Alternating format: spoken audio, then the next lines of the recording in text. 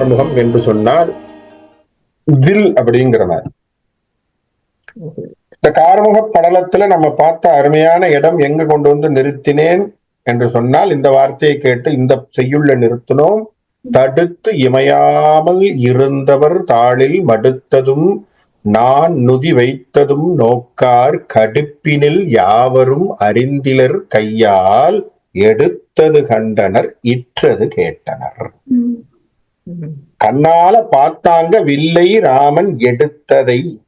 இங்கே ஒரு வார்த்தை, அருமையான ஒரு தமிழ் வார்த்தையை கம்பன் பிரயோகிக்கிறான். கடுப்பினில் யாவரும் அறிந்திலர் அப்படிங்கிற வார்த்தை. இது இந்த வார்த்தை பதம் இன்னைக்கு வேற விதமான பிரயோகத்துல இருக்கோன்னு எனக்கு ஒரு டவுட் இருக்கு. என்ன காரணம் அப்படின்னா, யாராவது ஒருத்தன் சொன்னா, இப்ப திரைப்படங்களிலும் மற்ற இடங்களிலும் பாக்குறோம், என்கிட்ட பேசாத, நான் ரொம்ப கடுப்பா இருக்கேங்கிறான். இந்த கடுப்பா இருக்கிறேன்னா கோபமா இருக்கிறேங்கிற மாதிரியான ஒரு காரணத்தை, ஒரு மாதிரியான சொல்லாடலை நம்ம இப்போ வரக்கூடிய படங்கள்ல பார்க்கிறோம். கம்பன் இந்த இடத்துல பாருங்க, இந்த பதத்தை உபயோகிக்கிறான். கடுப்பினில் யாரும் அறிந்தில. கடுப்புனா அவன் சொல்றது என்ன? வேகம் என்று சொல்கிறான். அப்ப நாம சொல்லக்கூடிய சொல்லாடலே மாறி போச்சு பாருங்க. கடுப்புனா வேகம். ஆனா நான் கடுப்பா இருக்கேன்னு இவன் பேசுனா என்ன அர்த்தம்? கதாநாயகன் சொல்றாங்க ரொம்ப கடுப்புல இருக்கிறான், பேசாத அப்படிங்கிறான். அப்பனே என்ன அர்த்தம்? வேகமா இருக்கிறானா? இல்ல, கோபத்துல வெறுப்புல இருப்பதை கடுப்பு என்ற வார்த்தைகளை சொல்கிறார் இல்லையா? ஆனா கம்பன் கையாளக்கூடிய இந்த பதம் என்ன? கடுப்புனா வேகத்தை பேசுகின்றான். கடுப்பினில் யாரும் அறிந்திலர்.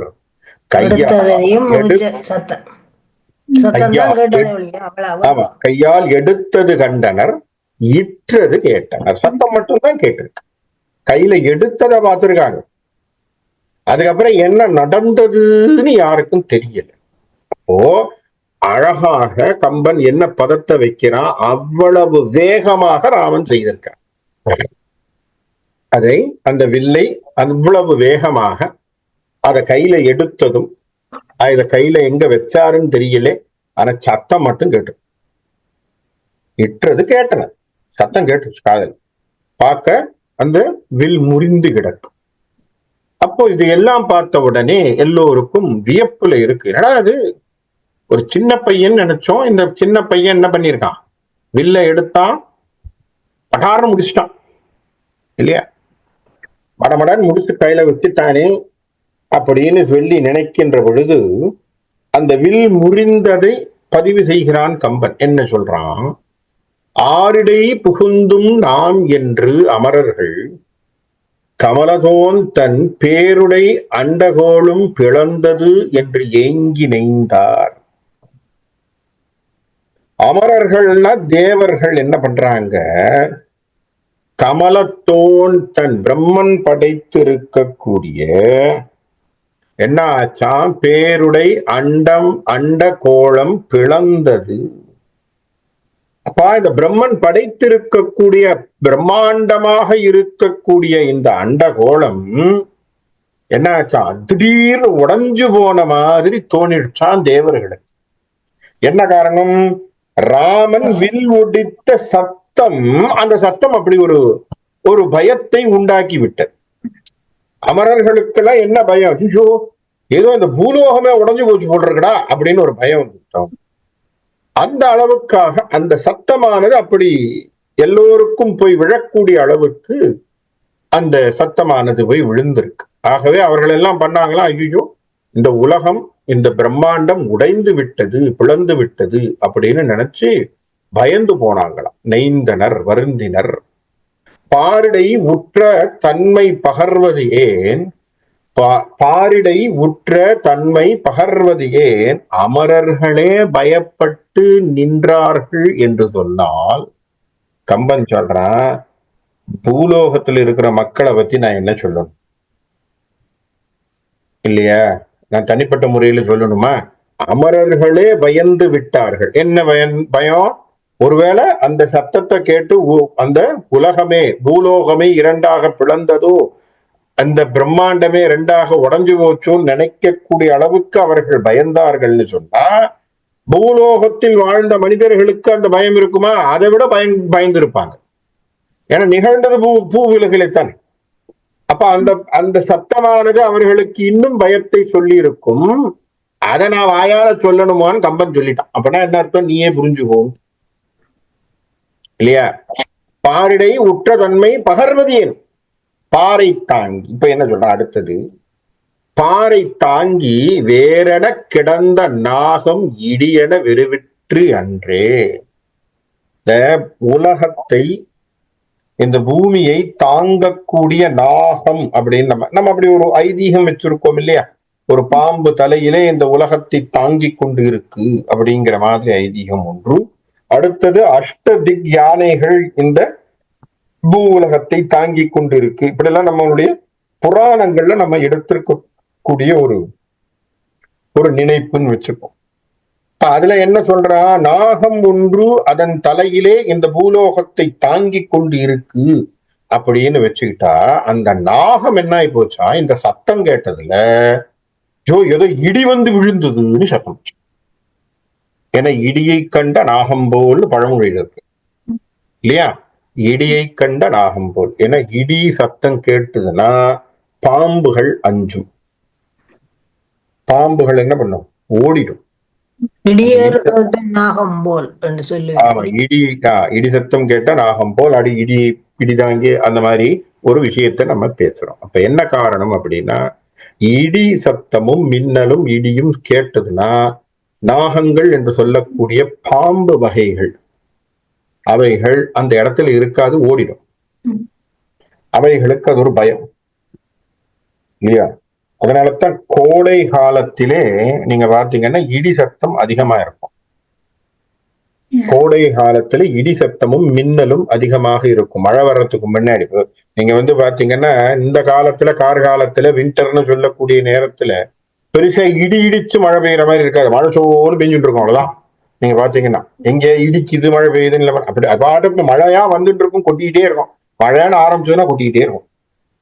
எங்கேயுமே நீங்க பெருசா மின்னல்ல பார்க்க முடியாது, இடியை பார்க்க முடியாது, எதுவுமே கிடையாது. ஆனால் கோடையிலே உங்களுக்கு அது என்ன கிடைக்குது பாருங்க. கோடையிலே இடியும் மின்னலும் பெருசா இருக்கும், பாக்குறோம் இல்லையா. என்ன காரணம் என்று சொன்னால் அவங்க சொல்றாங்க அழகா, ஜுவாலஜில ஒரு வார்த்தை, பயாலஜி ஜுவாலஜி, அந்த கோடை கால பக்கத்துல தான் இந்த பாம்புகள் இனப்பெருக்கம் செய்யும். சரியா. பாம்புகளுடைய இனப்பெருக்கம் ஆகக்கூடிய நேரம் அது. இயற்கையிலேயே இறைவன் என்ன வச்சிருக்கிறானா, இந்த இடியும் மின்னலும் கரெக்டா அந்த டயத்துலதான் கொடுப்பான். காரணம் என்ன, அதனுடைய இனப்பெருக்கத்தை அவர் ரெஸ்ட்ரிக்ட் பண்றான். நிறைய வந்துட்டுதுன்னா இயற்கையே எப்படி கொடுக்குது பாருங்க, செக் பாயிண்ட் அப்படிங்கிற மாதிரி. அது என்ன பண்ணுது, ரெஸ்ட்ரிக்ட் பண்ணுது. என்ன ரெஸ்ட்ரிக்ட் பண்ணும், இந்த மாதிரி அடிக்கடி விழும் பொழுது பாம்புகள் கூடாது, ஓடி போகும். ஓடுவதனாலே இனப்பெருக்கம் பெருசா நடக்காது. அப்போ அது என்ன நடந்ததோ அதோடு நிற்கும். அப்போ அந்த பாப்புலேஷனை நிறைய படுத்தாம இருப்பதற்கு நாகங்கள் உண்டு. அதுபோல் எதுக்காக சொல்றேன்னா, அதுபோல் இங்கே ஒரு நாகம் எப்படி அந்த இடியை கண்டவுடன் பயமோ, அதுபோல அந்த பயத்தை இந்த பூமியை தாங்கி கொண்டிருக்கக்கூடிய நாகமுக்கு விழுந்ததா இந்த சத்தம். அதை கேட்டு அது பயந்து போச்சு அப்படி சொல்றார் கம்பன். அடுத்ததாக, இது பெரிய விஷயம் இல்லையா. இது ராமன் வில்லை உடைத்தது என்பது ஒரு பெரிய விஷயம். ஏன் இந்த பெரிய விஷயம், யாராலும் உடைக்க முடியாத ஒரு தனுசு. அதனால என்ன பிரச்சனை, அந்த தனுசு உடைய வேண்டும் என்று நிறைய பேர் காத்துட்டு இருக்காங்க இல்லையா. இப்ப ராம காதைக்கு முக்கியமான நிகழ்வா இல்லையா இது. ராம காதைக்கு முக்கியமான நிகழ்வு. ஏன் இது முக்கியமான நிகழ்வு, வில்ல உடைச்சாதான் அவன் சீதையை திருமணம் செய்து கொள்ள முடியும். சீதையை கைப்பிடித்தால்தான் அவன் அயோத்திக்கு செல்ல முடியும். அயோத்திக்கு போன பிறகுதான் கைகேயி வரம் கேட்டு அவன் வெளியில அனுப்பணும். எல்லாத்துக்கும் தொடர்பு இருக்கு. அப்ப தொடர்புக்கு சீதை தேவை. என்ன காரணம், சீதையை வைத்துத்தான் ராவணேஸ்வர வதம் நடக்கணும், கும்பகர்ண வதம் நடக்கணும், ராட்சசர்கள் அழிய வேண்டும். அப்ப அதுக்கு துணையாக சீதை தேவை. இது எல்லாருக்கும் தெரியும். ஏன் தெரியாது, வானவர்கள் அவர் முதல்ல அவதாரம் பண்றதுக்கு முன்னாடி பேசிட்டு தானே வந்திருக்கார், கீழே இறங்கி இருக்கார். கம்பன் முதல்ல அந்த பாட்டுல வைக்கிறானா இல்லையா. ஆரம்பத்திலேயே தான் கீழே வருவதாக சொல்லுகிறான். இல்ல, நான் தயரதனின் புதல்வனாக வருவேன், பார்க்க கொடுத்துட்டான வந்திருக்கார்.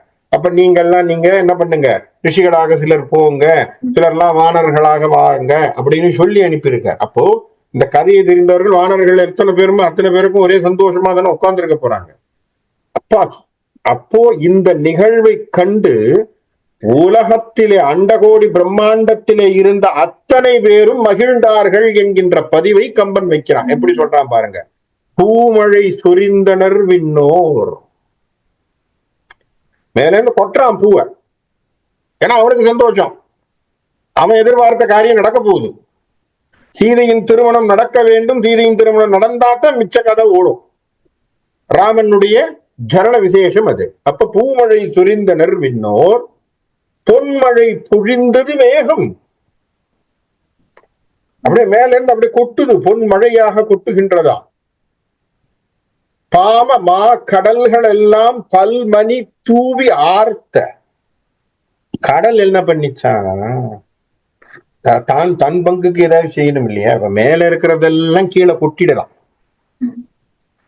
இல்லையா. நல்லா நல்லா பாருங்க கம்பனுடைய ஒப்புமை. மேலே இருக்கிறவர்கள் கீழே கொட்டுவதற்கு வசதியாக விஷயங்கள் இருக்கு. ஏன்னா புவியீர்ப்பு சக்தியினால மேல இருந்து கீழே கொட்டிவிடலாம் இல்லையா. கஷ்டம் என்ன சொல்லுங்க, கீழிருந்து மேல வர்றது கஷ்டம். நான் சொல்றது புரியுதா? மேலிருந்து கீழே இறங்குறது சுலபம், கடகடன் கீழே இறங்கிடலாம். கீழிருந்து மேல வர்றது கஷ்டம். நீங்க மலை ஏறுறது கஷ்டம், இறங்குறது ஈஸி. ஏதாவது ஒரு மலையில ஏறி பாருங்க, ஏறும்போது மூச்சு வாங்கி நாக்கு தள்ளி கண்ணெல்லாம் கிருகிருன்னு சுத்தி 9 இடத்துல நின்று அப்புறம் மேல போய் தண்ணி குடிச்சு, குளுக்கோஸா குடிச்சு, பவரேடு குடிச்சு எல்லாத்தையும் பண்ணி ஆஸ்வாசப்படுத்திட்டு உட்கார்ந்து இருப்போம். மேல ஏறுறது கஷ்டம், கீழே இறங்குறது சுலபமா குடுக்கணும்னு ஓடி வந்துருவோம். அது எங்கேயுமே நம்ம பிரேக் கிடையாது. கீழே தானே இறங்க போறோம், சர்ன்னு இறங்கிடுறது. அப்போ மேலிருந்து ஒரு பொருள் கீழே இறங்குவது பிரச்சனை இல்லை. ஏன் விண்ணோர்கள் பூமழை பொழிந்தது பிரச்சனை இல்லை, பொன்மழை மேகம் விழுந்தது பிரச்சனை இல்லை. ஆனா கஷ்டத்திலையும் கஷ்டம் என்ன தெரியுமா, ஆழ்கடலிலே கீழே இருக்கின்ற மணிகளையும் முத்துக்களையும் அந்த கடல் மேல கொண்டு வந்து தள்ளுது பாருங்க. கம்பன் அதை சொல்லுகின்றான். பாம மா கடல்கள் எல்லாம் பன்மணி தூவி ஆர்த்த. அப்போ கடலுக்கு கூட சந்தோஷம்.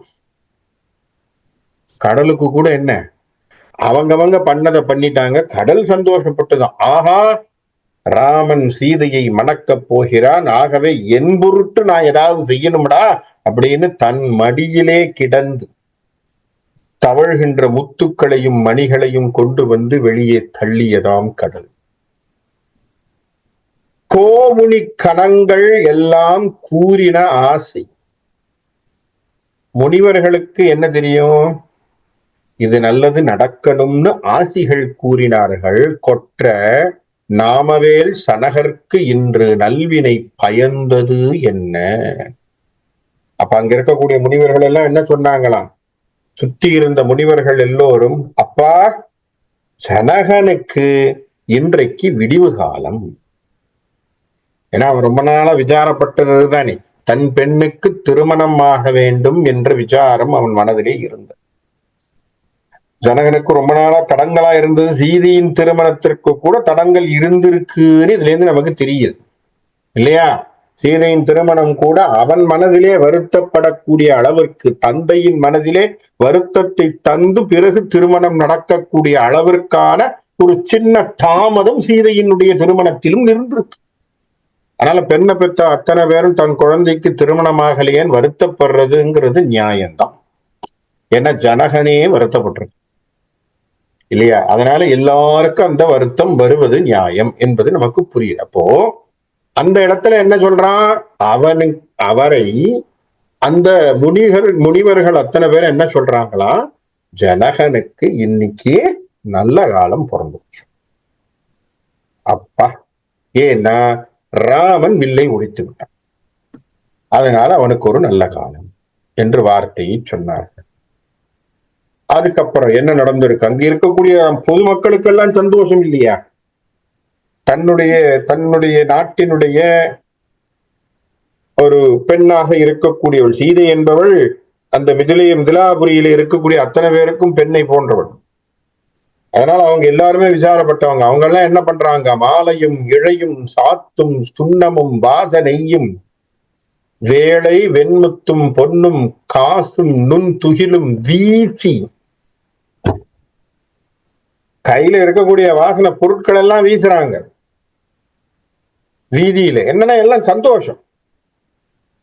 பாருங்க, ஊர் மக்கள் அத்தனை பேரும் அதை மிகவும் மகிழ்ந்திருக்கிறார்கள். எதுக்கு? சீதை ராமனோடு சேர்வதை. அப்பேற்பட்ட ஆனந்தம் இருந்திருக்குங்க இல்லையா? மாலையும் இழையும் சாந்தும் சுண்ணமும் வாசனையும் வேளை வெண்முத்தும் பொன்னும் காசும் நுண் துகிலும் வீசி, கையில காசு கிடைச்சிருக்கு, பொன் காசுகளை தூக்கி எரிஞ்சு எல்லாம் பண்ணிருக்காங்க. பால் வளை வயிர்கள் ஆர்ப்ப, அங்க இருக்கக்கூடிய அத்தனை பேரும் அவ்வளவு சந்தோஷத்தில் இருந்திருக்காங்க. வெண் சங்குகள் முழங்கப்பட்டது. பல் இயம் துவப்ப, பல வகை வாத்தியங்கள் முழக்கப்பட்டது.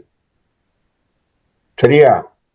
வயிர்கள் ஆர்ப்ப, வயிர்கள் என்று சொன்னால் பெருசா ஊது குழாய் மாதிரி இருக்கக்கூடிய அத்தனை துந்துபிலாம் சொல்லுவான், பெருசா வச்சு முழக்குவாங்க. அந்த மாதிரி எல்லாம் முழக்கங்கள் எல்லாம் விழுந்தது. முன்னீர் ஒல் கிளர்த்து உவா உற்றன ஒளி நகர் கிளர்த்தது அன்றே. அப்படி அந்த இடத்துல எப்படி இருந்ததா, ஏதோ பருவ காலத்துல வந்தா கடல் எப்படி ஆரவாரம் செய்யுமோ அதுபோன்ற ஆரவாரத்தை அந்த மிதிலாபுரி மக்கள்கள் அனைவரும் செய்தனர். ஆனா அவங்களுக்கு எல்லாருக்கும் மகிழ்ச்சி. சீதையினுடைய திருமணத்தை கண்டு அவங்க எல்லாம் குதிக்கிறாங்க, சந்தோஷப்படுறாங்க. இதனுடைய பதிவு என்ன கம்பன் சொல்ல வர்றான்? சீதை திருமணத்திற்காக மிதிலாபுரி மக்கள் அத்தனை பேரும் காத்திருந்தார். ஏன்னா அவங்களுக்கு எல்லாருக்கும் அது ஒரு கொண்டாட்டமா இருந்திருக்கு. சீதையினுடைய திருமணம் ஒரு கொண்டாட்டம். சீதைக்கு கல்யாணம் ஆக போகுதுன்னா அவங்களுக்கெல்லாம் சந்தோஷம். அப்படி ஒரு சீதை மிதிலையிலே இருக்கக்கூடிய செல்ல பெண்ணாக எல்லாருக்கும் இருந்திருக்கான்னு தெரியுது இல்லையா? இப்ப சீதைக்கு கல்யாணம் ஆகுது அப்படின்னு சொன்னா நம்ம வீட்டுல மத்தவங்க எல்லாம் என்ன பண்ணிருப்பாங்க? ஆமா, ராஜா வீட்டு பொண்ணு கல்யாணம் ஆகாம என்ன பண்ண போகுது போப்பா அப்படின்னு சொல்லாம, இவன் வீதியில வந்து இவன் செலிப்ரேட் பண்றான்னா அப்ப அது அந்த அளவுக்கு அவர்கள் சீதையோடு அவர்கள் வாழ்ந்திருக்கிறார்கள், அல்லது சீதையை ரசித்திருக்கிறார்கள், அன்பினால் பார்த்திருக்கிறார்கள். தம் வீட்டு குழந்தைக்கு நடக்கக்கூடியது மாதிரி அவங்க யோசிச்சிருக்காங்க அப்படின்னு சொன்னா எவ்வளவு விதமான ஒரு செல்ல பெண்ணாக சீதை இருந்திருக்கிறாள் என்பது தெரிய வருது. இரண்டாவது, சீதையை விரும்பாதவர்கள் யாராக இருக்க முடியும்? திருமகளை விரும்பாதவன் யார் சொல்லுங்க? உங்க வீட்டுக்கு வரேன்னு சொன்னா திருமகளை கதவு பூட்டிடுவீங்களா?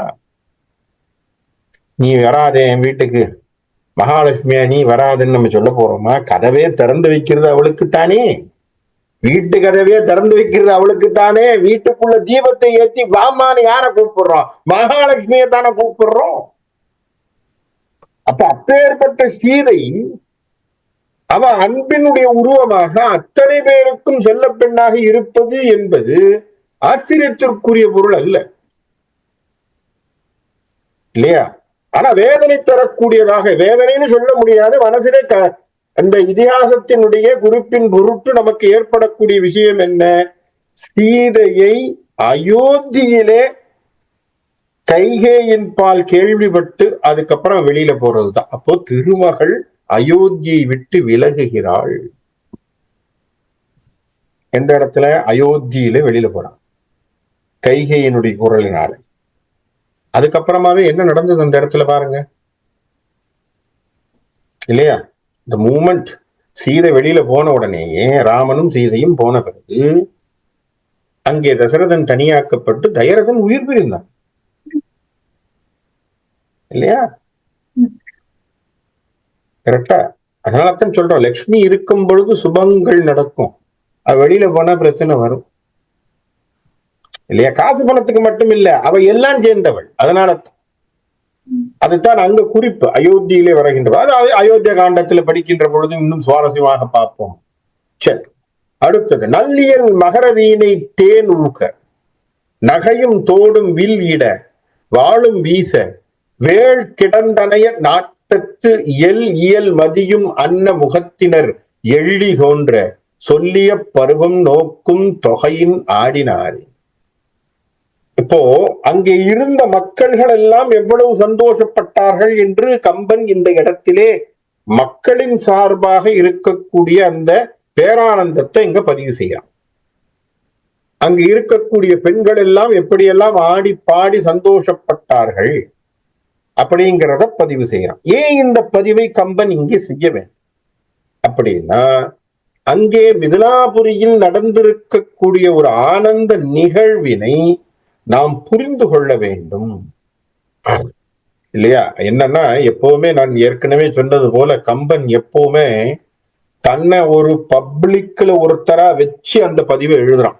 எப்பவுமே நீங்க பாத்தீங்கன்னா அவையிலே பேசுகின்ற பொழுதும் அந்த பப்ளிக்ல தானும் ஒருத்தனா இருந்து கேட்டது மாதிரிதான் எழுதிட்டு வர்றான் இல்லையா? அது போலத்தான் இங்கேயும் இந்த நடனங்கள் இவைகள் நடக்கக்கூடிய விஷயங்களை பதிவு செய்யறான். என்ன சொல்றான்?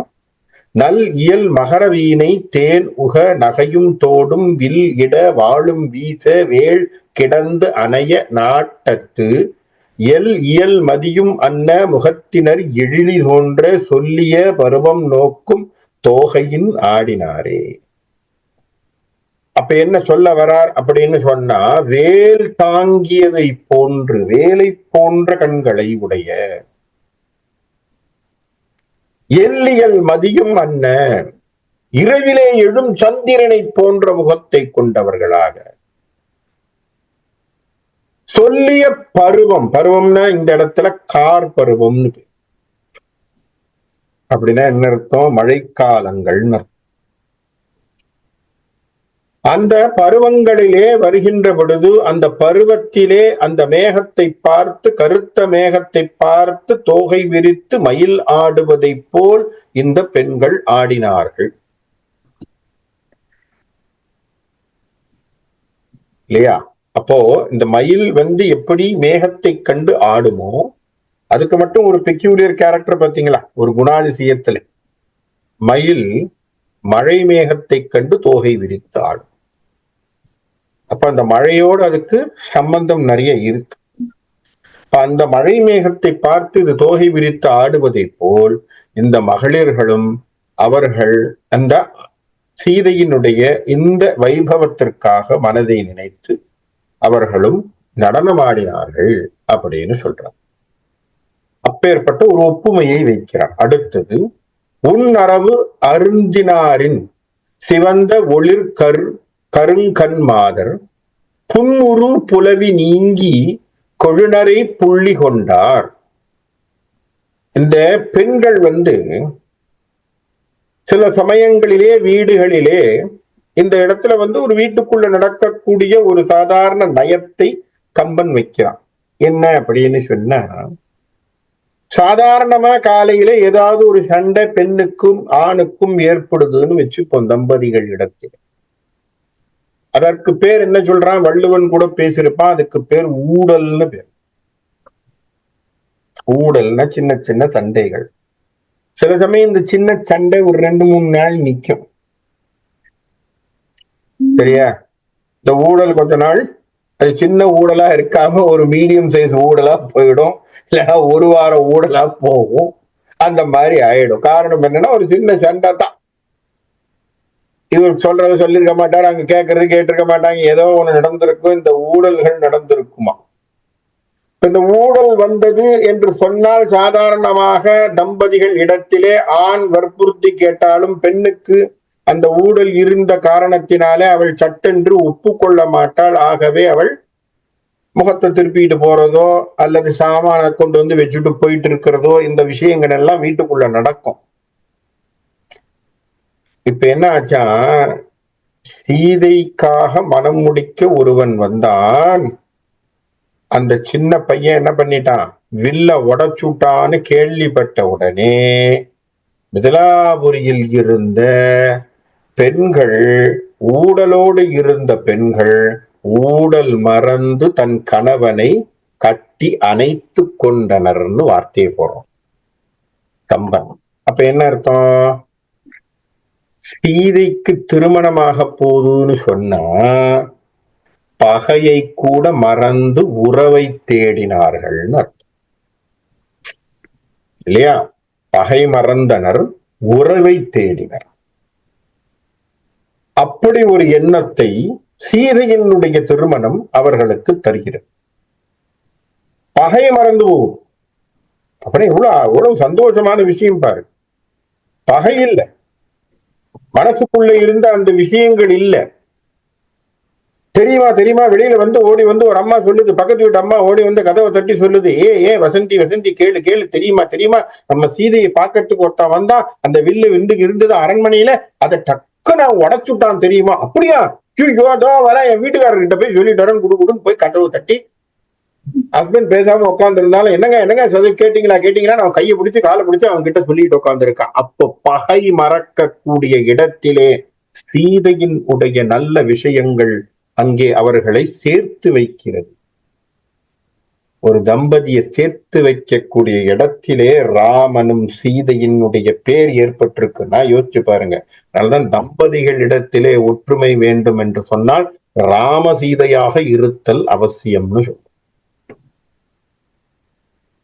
இதுதான் குறிப்பு கம்பன் சொல்லக்கூடிய.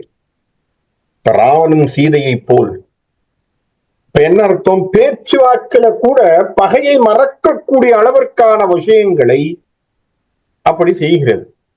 அவங்களுக்கு நடக்கக்கூடிய விஷயம். வெண்ணிற மேகம் மென்மேல் விரிகடல் பருகுமா போல் மண்ணுரை வேந்தன் செல்வன் வறியவர் முகந்து கொண்டர். இந்த மேகங்கள் என்ன பண்ணுதான்?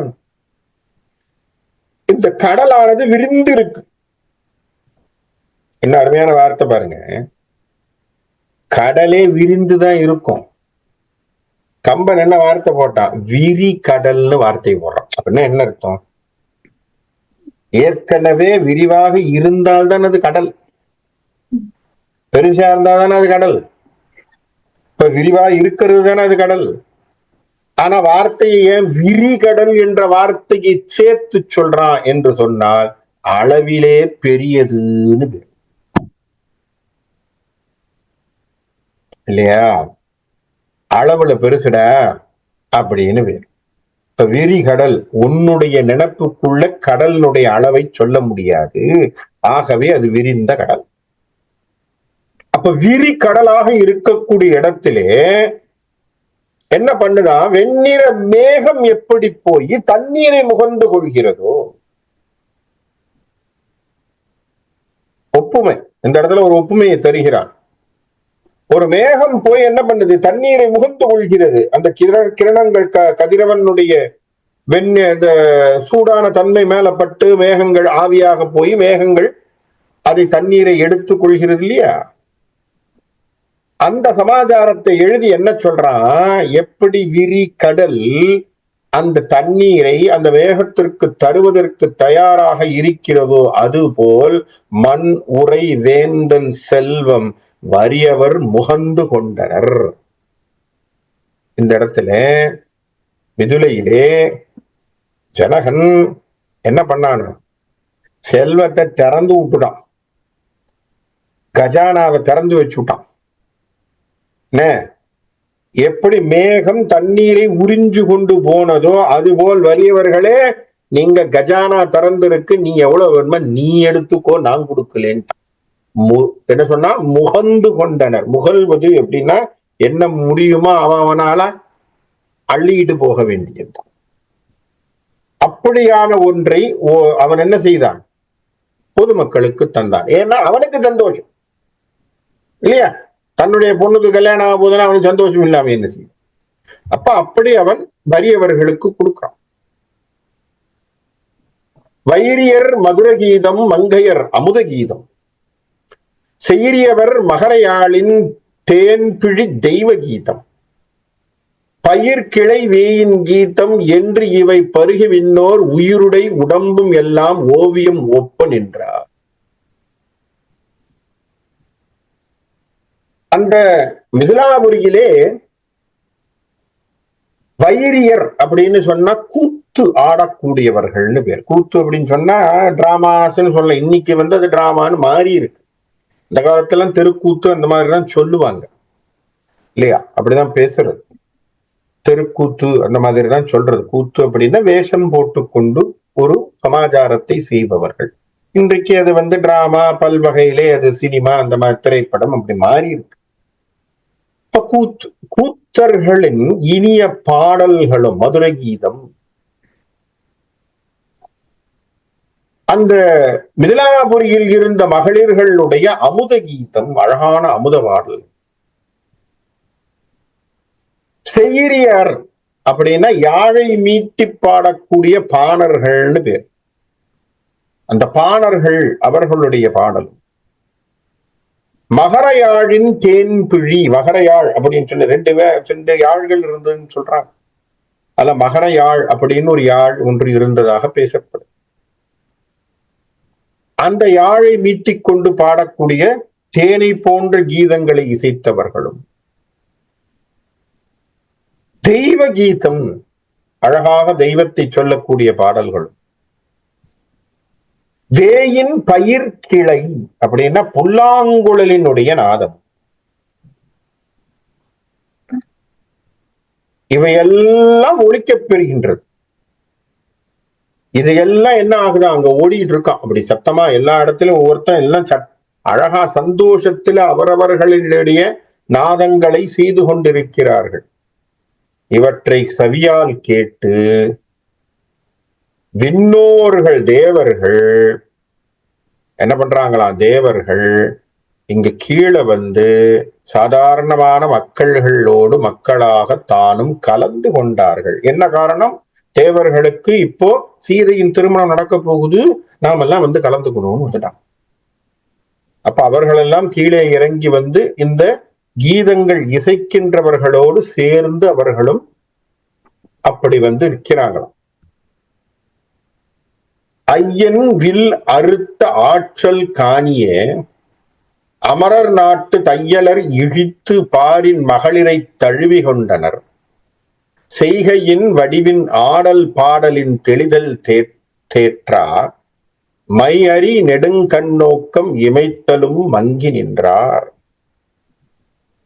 இந்த விண்ணுலகத்தில் இருக்கக்கூடிய மகளிர்கள் என்ன பண்ணாங்களா, இந்த ராமன் வில்ல உடைச்ச உடனே அந்த வல்லமையை பார்த்து அவங்க என்ன பண்ணிட்டாங்களா, தேவலோகத்திலிருந்து இறங்கி விட்டாங்க. அப்படியே ஓடி ஆடல் பாடல்களை செய்து கொண்டு நிற்கிறார்கள். தனக்கும் அங்கே மண்ணுலகத்தில் இருக்கக்கூடிய பெண்களுக்கும் மற்றவர்களுக்கும் தனக்கும் வித்தியாசம் இல்லாதது போல் அவர்களோடு அவர்கள் கலந்து கொண்டு இருந்தார்கள். அப்படி அவர்களை தழுவிக் கொண்டும் நின்றார்கள். அந்த மாதிரி தன்னுடைய இயல்பு நிலையை கூட மறக்கக்கூடிய அளவிற்கு அவரலோகத்திலே இருக்கக்கூடிய பெண்கள் கூட இறங்கி பேசியிருக்காங்க. இறங்கி ஆட்டம் பாட்டம் போடக்கூடியதாக நடந்திருக்கு. சிலர் பேசுறாங்களாம். ஆடியன்ஸ்ல இருக்கக்கூடிய பதிவை சொல்றோம். சிலர் எல்லாம் சொல்றாங்க, யார் பக்கத்துல இருக்கிறவங்க எல்லாம் கேட்பாங்கல்ல, யார் யார் யார் யார் வில்லு உடைச்சது, யாருப்பா, யார் யாரு என்று சொன்னால் தயரதன் புதல்வன் என்பர்.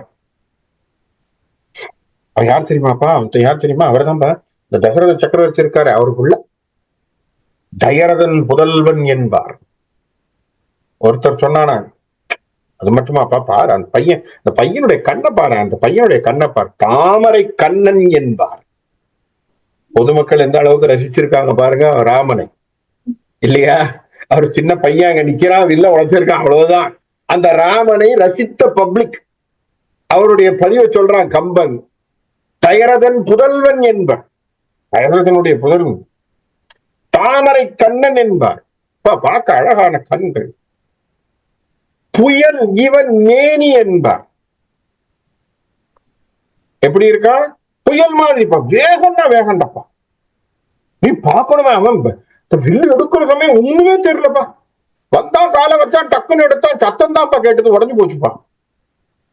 புயல் இவன் மேனி என்பார். பூவையே பொறுவும் என்பார். காயம்பூவை ஒத்துள்ளக்கூடிய அவனுடைய நிறங்கள் உடம்பு அப்படின்னு. மயல் உடைத்து உலகம் என்பர். இவன் மானிடன் அல்லப்பா. எப்பேற்பட்டவன் தெரியுமா? சத்தியமா இவன் மானிடன் அல்லன். மயல் உடைத்து உலகம் என்பார், மானிடன் அல்லன் என்பார். கயல் பெரு கடலுள் வைக்கும் கடவுளே காணும் என்பார் இல்லையா? கயல் பெரு கடலுள், கயல் மீன்கள் இருக்கின்ற பார்க்கடலிலே தங்கியுள்ள திருமால்தான் இவன் என்று பொதுமக்கள் சொல்கிறார்கள் என்று சொன்னால், மிதிலை மக்களிலே இருப்பவர்களுக்கு ராமன் திருமால் என்கின்ற குறிப்பு தெரிகிறது. இதெல்லாம் நீங்க வால்மீகியில கிடையாது. வால்மீகியில பொதுமக்களுக்கு அவன் ராமனாகத்தான் தெரிந்தானே தவிர அவன் ஒரு அவதாரம், அவன் திருமால் என்கின்ற ஒரு குறிப்பு எங்கேயுமே கிடையாது. பொதுமக்கள் சந்தோஷப்பட்டாங்க, அவ்வளவுதான். ராமனை அத்தனை பேரும் வேடிக்கை பார்த்தாங்க. ஏன்னா மருமக பிள்ளையா வரப்போறான் இல்லையா? எல்லாம் இருந்தாலும் சீதை அவங்க வீட்டு பொண்ணு, கல்யாணம் பண்ணிக்கக்கூடிய மாப்பிள்ளை வேடிக்கை பார்க்கறதுக்கு எல்லாருக்கும் சந்தோஷம் இருக்கும் இல்லையா?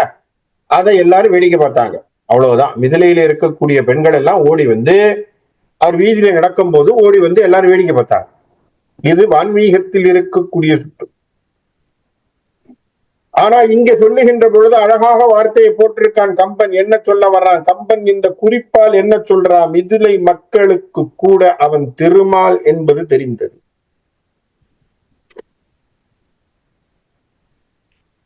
கயல் பெரு கடலுள் வைக்கும் கடவுளே காணும் என்பார். அப்ப என்ன அர்த்தம்? அவ்வளவு தெளிவாக சிலர் இருந்திருக்கிறார்கள். அப்பா அவன் திருமால் தான், எங்க பார்க்கடலிலே இருக்கக்கூடிய பள்ளி கொண்டிருக்கக்கூடிய எம்பெருமான். அப்ப அவர்களுக்கு அந்த குறிப்பு தெரிந்தது. அப்ப இன்னொருத்தர் பக்கத்துல இருக்கிறவர் சொல்ற கம்பாரிசன் வருது. சாதாரணமா பொதுமக்கள்ல பேசுகின்ற பொழுது என்ன சொல்லுவாங்க? மாப்பிள்ளைய பார்த்தேன், என்ன அழகா இருக்காருப்பா, அப்படி இருக்காருப்பா மாப்பிள்ளை. இப்ப பொண்ணு வீட்டு சைட்ல சும்மா இருப்பாங்களா? இப்ப மாப்பிள்ளை வீட்டு சைட்ல நீங்க பேசுறீங்கன்னா பொண்ணு வீட்டு சைட்ல சும்மா இருப்பாங்களா? என் பொண்ணுக்கு மட்டும் என்ன குறைச்சல, அவன் என்ன அழகா இருக்கா நீ பாத்தியா சொல்லுவாங்களா இல்லையா? பொதுமக்களுடைய வார்த்தை இதுதான் நீங்க கம்பன்ல நீங்க ரசிக்க வேண்டிய விஷயம். இதுதான் நான் சொன்ன ஆடியன்ஸோட ஆடியன்ஸா நின்னு பேசுறான்னு சொல்றேன் பாத்தீங்களா? இதெல்லாம் தான் குறிப்பு. அழகா சொல்றான், நம்பியைக்கான நங்கைக்கு 1000 நயனம் வேண்டும். ராமனை பாக்குறதுக்கு சீதைக்கு 1000 கண்ணு வேணும் தெரியுமா? அவ்வளவு அழகா இருக்கான்பான். கொம்பினை காணும் தோறும் குறிசிற்கு அன்னதேயாம். எங்க சீதைய பாக்குறதுக்கும் அவனுக்கும் 1000 கண்ணு வேணும்ட்டான் இன்னொருத்தன். நீ என்ன உங்க மட்டும்தான் அழகா? என் சீதை அழகு இல்லையா? நீ சொல்ற 1000 கண்ணு வச்சு சீதை வந்து பார்க்கணும் ராமனா? அதே போலதான்ப்பா எங்க பொண்ணை பாக்குறதுக்கு சும்மாவா, ராவனுக்கும் 1000 கண்ணு வேணும். என்ன அழகான வார்த்தை! இதெல்லாம் சாதாரணமாக ஒரு நக்கலும் நையாண்டியும் செய்யக்கூடிய ஒரு இடம். கல்யாணத்துல கிண்டல் செய்வாங்க, கேலி செய்வாங்க. இந்த பதிவெல்லாம் வைக்கிறான் கம்பன் இல்லையா? இவன் சொல்லும் போது என்ன சொல்லுவாங்க? பொண்ணு பையனை பத்தவன், எங்க பையனை பாரு என்ன அழகா இருக்கான் பாரு, பாக்கிறதுக்கு 1000 கண்ணு ஒண்ணு தெரியுமா? நம்மளும் சொல்றான், ஏன் எங்க பொண்ணை பாக்கிறதுக்கு என்ன, அவளை பாக்கிறதுக்கு 1000 கண்ணு வேணியா உங்க ராமனுக்குன்ட்டான். அப்ப அழகிலே சிறந்தவர்களாக அவரவர்கள் கண்ணிலே தெரிந்தவர்களாக இருக்கிறார்கள். தம்பியை காணுமின். இப்ப பக்கத்துல இருந்த உன்னத்தன் சொன்னான், 2 பேரையும் விட்டுட்டான். சத்தியா அவன் தம்பி எப்படி இருக்கான் பாரு. யாரு? லக்குமணன். ராமன் கருமை நிறம், லக்ஷ்மணன் சிகப்பு நிறம் இல்லையா? ஞாபகம் வச்சுக்கணும். லக்ஷ்மணன் சிகப்பு, அவன் மாநிறமாத்தான் இருந்தான், அழகா இருந்தான். தம்பியை காணுமின் என்பார். பாரு அவன் தம்பியை பத்தியா, உன் தம்பியை பார்த்தாலே அவ்வளவு அழகா இருக்கானப்பா, சகோதரனை பார்த்தாலே போதும் போல் இருக்கு. தபம் உடைத்து உலகு என்றார். உங்களை வந்ததுக்கே பெரிய விஷயம்டா தபம்டா, தபம்டா. அதை விட இன்னொருத்தன் சொன்னா, டே இருங்கடா ராமரை சொல்றீங்க, சீதையை சொல்றீங்க, அவன் தம்பியை சொல்றீங்களே, இத கொண்டு வந்த விஸ்வாமித்திரரை சொல்லலையேடா நீங்க. இம்பர் இந்நகரில் தந்த முனிவனை இறைஞ்சும் என்பார். கொண்டு வந்தது யாரு? அவங்க 2 பேரும் இப்படி ஒரு ஆள் இருக்கான்னு யாருக்கு தெரியும்? விஸ்வாமித்திரர் வரலாம் தெரியுமா நமக்கு? ஆகவே விஸ்வாமித்திரர் நம்ம என்ன செய்யணும்? நமஸ்காரம் பண்ணணும். அவர் வழியா தானே இது கிடைச்சது. அப்ப விஸ்வாமித்திரரை பாருங்கள் என்று சொல்லக்கூடியவர்கள் அந்த இடத்திலே இருந்தார். இப்போ இது பொதுமக்கள் எப்படி ராமன் வில்லை உடைத்த பிறகு ராமனை மக்கள் பார்த்த விதம், எப்படி அந்த ஆனந்தத்தை அந்த பொதுமக்கள் அத்தனை பேரும் அந்த பேரானந்தத்திலே இருந்தார்கள் அப்படிங்கிறது, அவர்கள் எப்படி அந்த ராமனை பார்த்தார்கள் அப்படிங்கிறதுக்கெல்லாம் கம்பன் தந்திருக்கக்கூடிய அழகான பாடல்கள்.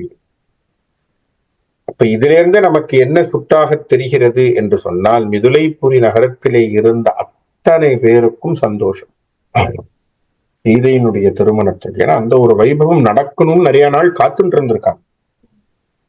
அப்ப அந்த வைபவம் நடந்தா தொடர்ந்து சுபங்கள் நடக்கும் அப்படிங்கிற ஒரு சந்தோஷம் அவங்க எல்லாருக்குமே இருந்தது.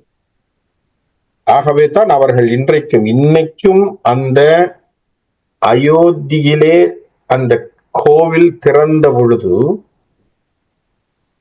நிறைய பேர் அந்த நியூஸ் பாத்தீங்களான்னு தெரியல, இன்றைக்கும் அயோத்தியிலே நரேந்திர மோடி கோவில் திறந்த பொழுது மிதிலாபுரியில் இருந்து ஒரு சீர் ராமனுக்கு வந்தது.